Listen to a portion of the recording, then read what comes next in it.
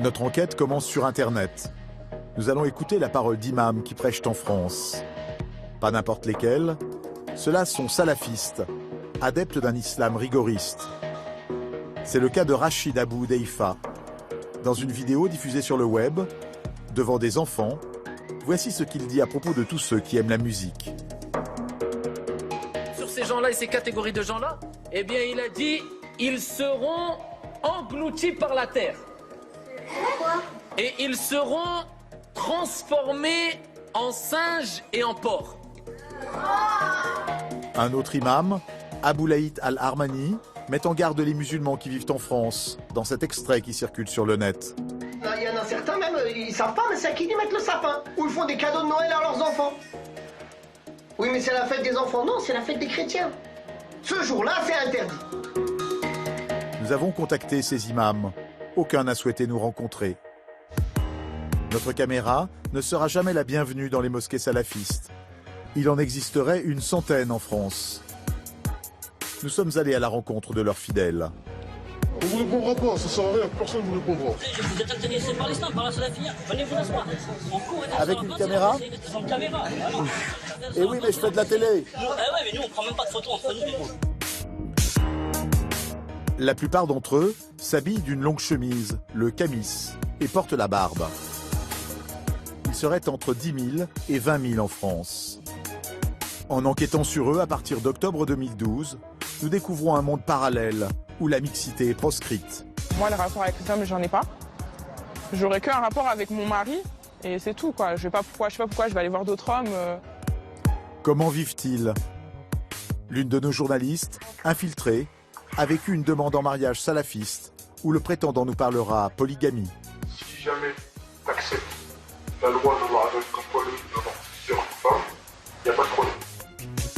Nous avons découvert une communauté minoritaire chez les musulmans, décidée à vivre à l'écart de tous ceux, musulmans ou non, qui ne partagent pas strictement ses convictions religieuses. Cet islam rigoriste amène-t-il à rompre avec la société française ? Est-il compatible avec les lois de la République ?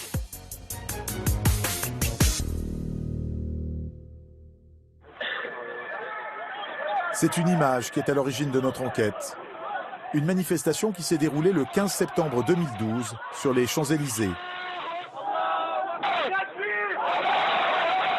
Au cri de Dieu est grand, des musulmans, dont certains salafistes, font face aux forces de l'ordre. Le rassemblement est interdit, les manifestants prient dans la rue. La police tente de les disperser.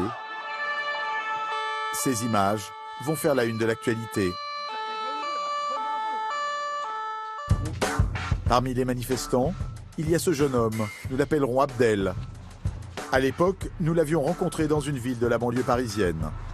Abdel a alors 21 ans. Il se dit salafiste et il est l'un des rares à accepter de témoigner. Il a gardé une vidéo de la manifestation. On me voit de dos, avec le pantalon relevé là, et la veste en cuir. On était à peu près 150.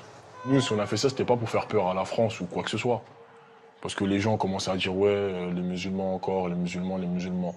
Maintenant, si nous, les musulmans, on aurait fait un film attaquant la religion chrétienne ou juive, ça aurait pas eu le même impact. C'est un film qui a provoqué la colère d'Abdel.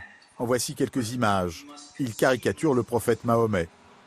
Pour protester contre ce film et son auteur, un appel à manifester a été diffusé sur Internet. Son slogan, « Touche pas à mon prophète ». C'est un film de haine, en fait. C'est une personne qui avait la haine envers le monde musulman. Et là, en fait, c'est pas attaquer une personne ou deux ou trois, c'est attaquer le monde musulman. En fait, en faisant ça, la personne, il faut dire la vérité, c'est qu'elle a signé son arrêt de mort. C'est qu'il y aura bien un jour où un musulman va le reconnaître ou quoi que ce soit, et peut-être que la personne n'aura pas la même réaction que beaucoup d'autres, et qu'il va faire un truc, il va l'agresser, il va lui faire quelque chose. Ce jour-là, Abdel va aussi filmer son arrestation par la police. Il est placé en détention pendant 3 heures. Nous, on a appelé ça Guantanamo. Ça nous faisait marrer. Parce qu'en fait, on dirait on était les plus recherchés du monde. Entendu par la section antiterroriste, Abdel est repéré pour la première fois comme musulman radical. Lui se revendique salafiste. Il est 14 h, le moment de faire ses ablutions. Le jeune homme est très pratiquant, il nous dit respecter les prières quotidiennes de l'islam. Et il y a un an, tu t'imaginais faire tous ces gestes? Non. Ouais, il y a un an, je m'imaginais pas faire ça 5 fois par jour. Il y a un an, je m'imaginais avoir de l'argent, des belles filles, des trucs qui servent à rien. Un an plus tôt, le quotidien d'Abdel, c'était plutôt la rue, les vols et les gardes à vue. Un père algérien, une mère australienne, Abdel ignorait tout de l'islam.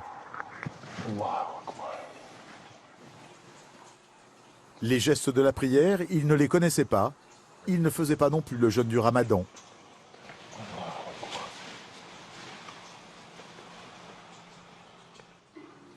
Abdel dit avoir appris dans des livres destinés aux enfants et aux débutants. Comme je ne parle pas spécialement arabe, on m'a offert ce livre. Et en une semaine, je connaissais déjà quelques sourates. Je savais déjà ce qu'il fallait dire pendant ma prière. Après voilà, c'est un livre qui apprend vite. Qui t'a offert le livre? Un frère. Un frère? Un musulman que je connais, avec qui je suis souvent. Le jeune homme est très évasif sur ceux qui l'ont initié à l'islam.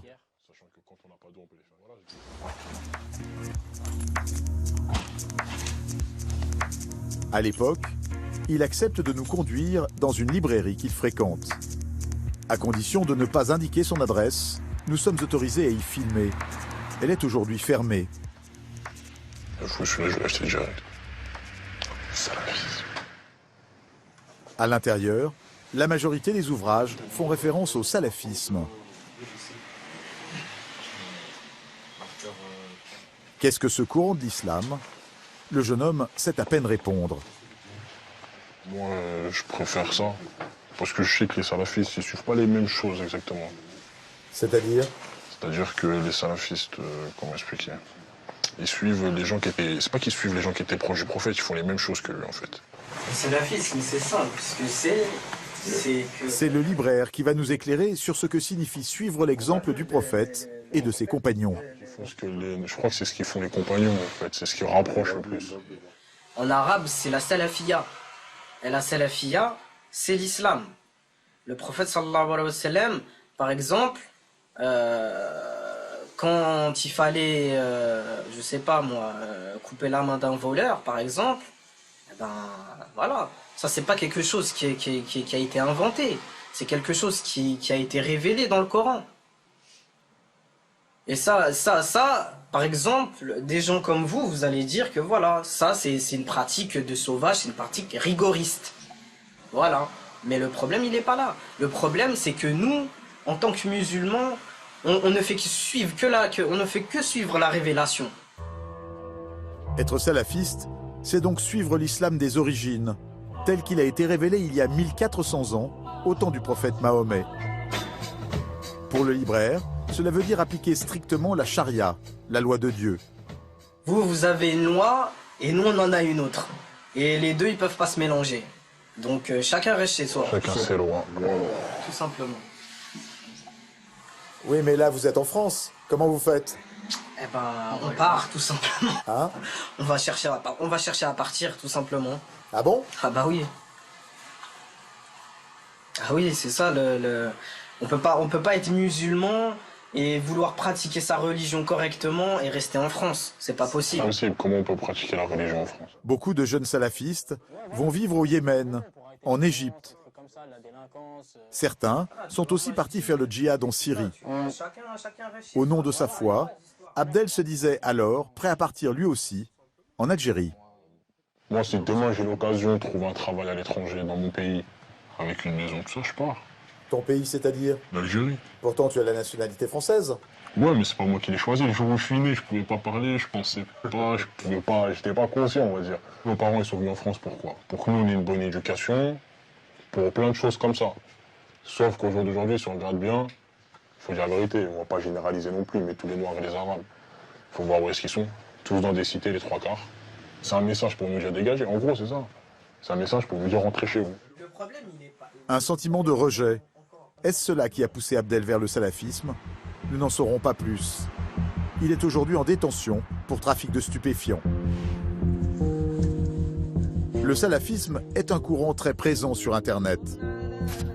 Les imams qui prêchent en France retransmettent volontiers leurs conférences, leurs discours, comme Rachid Abou Deifa, l'imam qui condamnait la musique.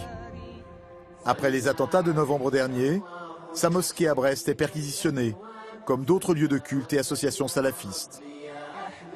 Aucune suite judiciaire n'est donnée. Lui a toujours dénoncé la violence commise au nom de l'islam. Écoutez ce qu'il déclare au lendemain des attaques de Paris et de Saint-Denis. Ces actes inqualifiables, ces actes barbares commis par des terroristes hier à Paris, qu'on le veuille ou non, c'est des actes revendiqués au nom de l'islam. D'où l'importance de se justifier, de rappeler haut et fort, avec fermeté, clairement, sans ambiguïté, que ces actes n'ont rien à voir avec l'islam. En France, la très grande majorité des salafistes condamnent la violence. En revanche, ils prônent un islam rigoriste, parfois dans des instituts religieux. Là non plus, nous n'étions pas les bienvenus. Alors, nous avons décidé d'infiltrer l'un d'entre eux. Nous sommes en janvier 2013. 2 de nos journalistes, une femme et un homme, se présentent comme de jeunes musulmans qui s'intéressent au salafisme. Ils sont équipés de caméras cachées.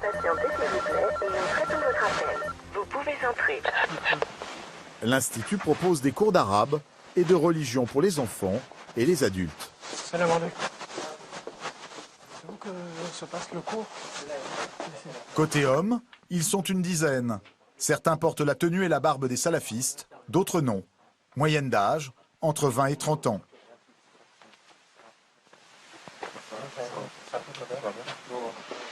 Les femmes, elles, se rendent dans une salle mitoyenne. Salam alaikum. Salam alaikum. La mixité en dehors du mariage est proscrite. Toutes portent le djilbab, un grand voile qui cache le corps excepté le visage. Elles suivent le cours par l'intermédiaire Est-ce que ça fait de lui un musulman? D'un haut-parleur. Il n'est pas le pape. Devant nous, l'orateur développe une idée. Le Coran ne peut pas être interprété. Plusieurs fois, il s'en prend aux intellectuels musulmans qui veulent moderniser le texte sacré. Les intellectuels musulmans, qui veulent expliquer les textes du Coran et de la Sunna selon leur raison, selon leur vécu, selon leur passion. Et ils parlent bien, ils passent avec bien habillés. Ils disent oui, j'ai fait telle étude, j'ai le droit de parler. Et tu vois qu'en fait, tout ce qu'ils disent comme propos, c'est du n'importe quoi. C'est du n'importe quoi. L'orateur bannit toute lecture non salafiste. Il interdit les ouvrages de ceux qu'il appelle les innovateurs, c'est-à-dire des autres courants de l'islam. Interdit aussi les ouvrages des koufars, les non-musulmans. On doit se détacher de tous les livres des gens de l'innovation et, d'une manière générale, des gens de la déviance parmi les livres des koufars, des philosophes, des innovateurs et autres. L'imam a mentionné les philosophes. Nous voulons en savoir plus. Nous disons être étudiants, lecteurs justement des penseurs des Lumières comme Rousseau ou Montaigne. Ces textes sont-ils vraiment proscrits à ses yeux? Et toujours en tant que, voilà, ça reste une faute, tu vois. Et dès que t'es plus sommé de les lire, détachant. Si la femme a conseillé d'arrêter après. Ah ouais, d'arrêter, c'est comme ça, là, on va finir par plaffer. C'est des livres qui ramènent justement tout le doute. À l'entendre, la lecture des philosophes constituerait un danger pour la foi. Qui a été sauvé qui a rentré dans ce genre de choses, qui a été sauvé. Et vraiment, pour être préservé d'ambiguïté, il faut vraiment penser à la science religieuse. Plus tu apprends, plus tu fais un rempli plus tu acquiers des certitudes.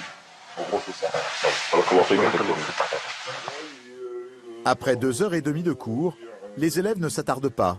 Impossible pour nous d'établir un dialogue. Aujourd'hui, le centre dispense toujours ce type d'enseignement.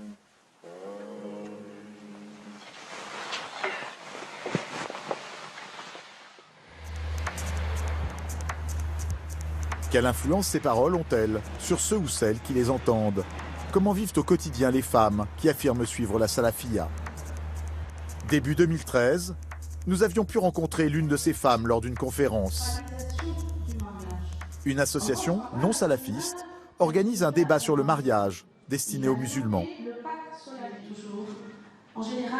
Dans l'assistance, nous remarquons une femme qui porte le niqab, le voile intégral. Nous décidons de l'aborder alors qu'elle fait son shopping en marge du débat. J'ai gris, j'ai noir, bon ça choque un peu plus. Donc quand je mets du noir, je mets les gants et le niqab marron pour que ça passe un peu mieux. Un peu fashion, voilà. Mais moi là-bas je suis très coquette. Très. Cette jeune femme qui aime la mode ne se revendique pas salafiste. Elle affirme pourtant vouloir vivre elle aussi comme au temps du prophète. Par exemple, les femmes du prophète sallallahu alayhi wa sallam, elles portaient le niqab. Donc on se dit, si les hommes doivent suivre le prophète sallallahu alayhi wa sallam, nous les femmes, qui on doit suivre? Les femmes du prophète sallallahu alayhi wa sallam. Nous l'appellerons Jessica, elle a 19 ans et accepte de nous revoir. À l'époque, elle porte le niqab même dans la rue, comme ici en plein cœur de Paris. Elle le sait bien, elle est hors la loi. En France, le port du voile intégral est interdit dans les espaces publics. Moi, ma vie, elle change pas qu'il y ait la loi ou pas. J'ai envie de vous dire, la police, elle m'arrête. Je fais preuve de patience, c'est une épreuve. Alhamdoulilah, je m'en fiche. Et vous êtes arrivé à arrêter? Oui, 2 fois. Et ça se passe comment? Ça se passe comment? Bah moi, ça s'est passé bien, en général, alhamdoulilah, parce qu'ils ont vu que de toute façon, j'allais pas l'enlever. Quoi qu'il arrive, et ils le savent très bien. Mais alors, qu'est-ce qu'ils vous demandent? Ils nous demandent, bah voilà, ils viennent nous voir, ils nous disent oui, vous savez que c'est interdit. Je leur dis bah bien sûr que je sais que c'est interdit. Après ils me disent bah vous devez cesser cette interdiction sur le champ. Je dis mais je la cesserai pas, désolé de devoir vous le dire, mais je la cesserai pas. Après ils me disent bah vous devez nous suivre aux poches, mais avec plaisir, il y a pas de souci, je vous suis au poste. Un père d'origine cubaine, une mère d'origine marocaine. La jeune femme s'est tournée vers la religion au lycée. Elle est célibataire, elle vit alors chez sa tante, mais ne souhaite pas nous accueillir chez elle. Son mode de vie, Jessica le puise dans des livres, elle accepte de nous les montrer. C'est quoi ce livre? C'est quoi? C'est les bons comportements des... Fatwa des femmes, c'est les grands chirs. Donc Ibn Baz, Al-Albani, Ibn Taymin et d'autres. Ces auteurs sont des religieux saoudiens, considérés comme les théoriciens du salafisme. Ils prônent des pratiques qui datent de l'époque du prophète Mahomet. Vous vous posez quel type de questions, par exemple? Des questions de femmes.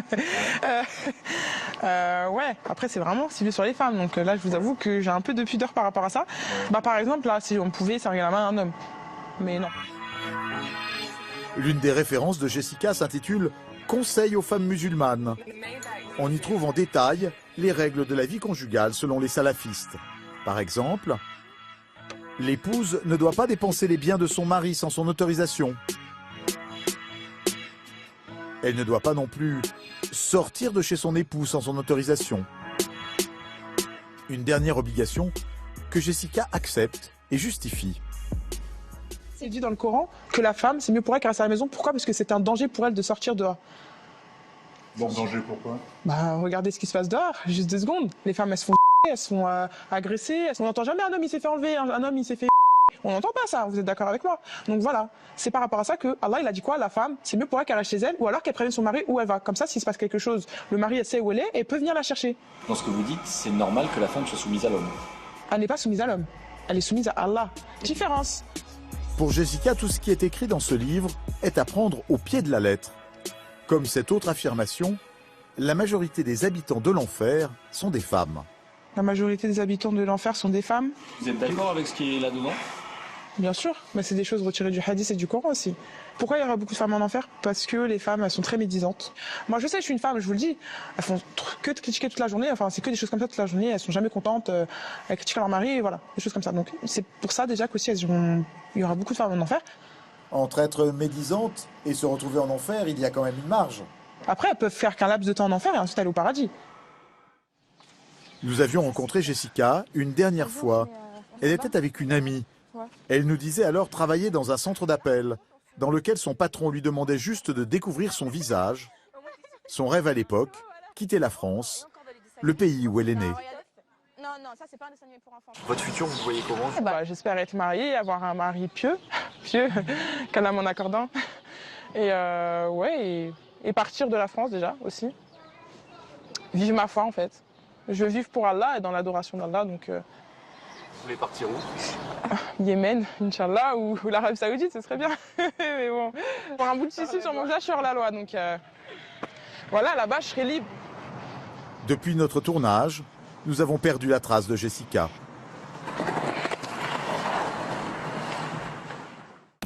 Des femmes, nous en avions rencontré d'autres, à l'occasion d'une soirée privée. Sur une page internet où échangent des salafistes, nous avions repéré une annonce pour une soirée 100% femmes. Des rencontres comme celle-ci, il y en a régulièrement, encore aujourd'hui. Nous tournons le 2 mars 2013. Une péniche a été privatisée pour l'occasion. Notre journaliste va s'y infiltrer muni d'une caméra cachée. Salam alaikum. En préambule à la soirée, une après-midi shopping a été organisée. Il y a des dizaines de stands. À la vente, produits cosmétiques importés du Moyen-Orient ou vêtements traditionnels, dont le fameux djilbab. Ah, c'est Dubaï, ça vient de Dubaï. Ah ouais. J'ai dit, mais ça, c'est sûr, Dubaï. T'as du micro-FDG pour l'été, tu vois. T'as un peu plus d'effet pour l'hiver, tu vois. Au niveau des djilbabs, t'as un peu de tout.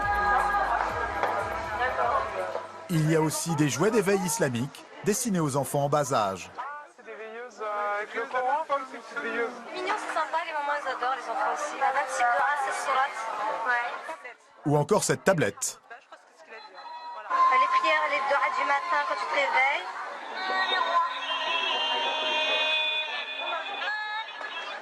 Parmi les femmes que nous croisons, des mères. L'une d'elles se plaint de l'école laïque et notamment des chants que les maîtresses apprennent aux enfants, notamment à Noël. T'as quel âge? 4 ans. 4 ans, bah t'es grande. Les écoles publiques, franchement, c'est catastrophique. Allez, en maternelle, ils apprennent des chansons, les comptines, Noël, Père Noël, il est venu comme par hasard, il est venu, j'étais pas au courant, si j'aurais su, j'aurais pas ramené à l'école. Et après, quand j'ai cherché à 4 ans, elle m'a dit, oh, il y a les Père Noël, je lui dis que ça n'existe pas. Moi, j'ai été direct, je lui dis la vérité. Une autre évoque avec fierté une dispute entre sa nièce et la maîtresse. Justement, ma soeur m'a raconté hier, elle s'est fait punir parce qu'elle a dit à sa maîtresse, c'est pas comment c'est elle. L'autre jour avec Cyril, ça s'est passé comment avec ta maîtresse? Pourquoi elle t'a puni? Parce que j'ai dit que l'un des chiens, elle a dit non, c'est moi la chienne, et après elle m'a puni dehors. Toi, tu lui as dit quoi? Tu lui as dit que le chien, que c'était qui le chef? À un autre stand, une femme explique pourquoi il faut refuser certains actes citoyens. Il y a des choses qui peuvent te faire entrer dans la mécréance, que tu le saches. Par exemple, voter, signer à la mairie pour faire l'acte de mariage, c'est interdit. Il y a beaucoup de choses. C'est pour ça que je dis qu'il faut apprendre la vraie religion. Et puis soudain, cette femme nous pose une question personnelle. T'es mariée ou pas? Non. Tu cherches pas à te marier par hasard? Bah si, quand même. Elle nous propose de trouver un mari avec l'aide de sa fille. Elle l'appelle au téléphone. Non, elle n'a jamais été mariée, elle est étudiante, elle finit ses études là et elle compte, voilà quoi.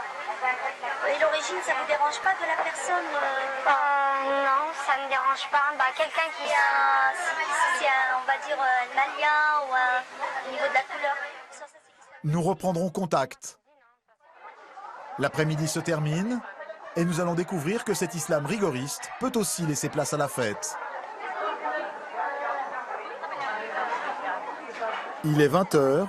La musique fait partie de ce que les salafistes classent parmi les interdits. Alors les organisateurs ont engagé un orchestre particulier. Un groupe de femmes pour des chants religieux, accompagnés de tambours, seul instrument autorisé.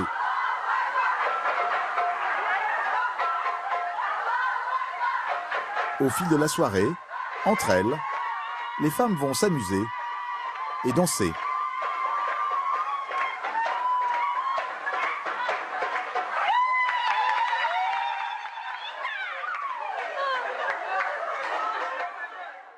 Allô? Oui. Oui, bonjour, je me présente, je m'appelle Zahira. J'ai rencontré... Le lendemain, nous appelons le contact pour la proposition de mariage. Elle me disait que... Parce que moi, je sais qu'il y a un copain à mon mari qui cherche à se marier, là. Je peux toujours faire une muqabala. C'est quoi une muqabala? Non, je sais pas. En fait, c'est bien, tu vois, le frère, tu vois. Mais en fait, c'est pas une demande en mariage, mais rien du tout. C'est juste, vous voyez, est-ce que vous êtes compatible ou pas, tu vois. Nous avions pris rendez-vous 2 jours plus tard, en banlieue parisienne. La muqabala, la rencontre, va se dérouler dans l'appartement de la femme que nous avons eue au téléphone. Alhamdoulilah. Merci de m'accueillir, hein. Ouais. Nous filmons en caméra cachée. Merci, barakallahu fik. 2 hommes arrivent, portant barbe et djellaba. Salam alaikum. Salam alaikum.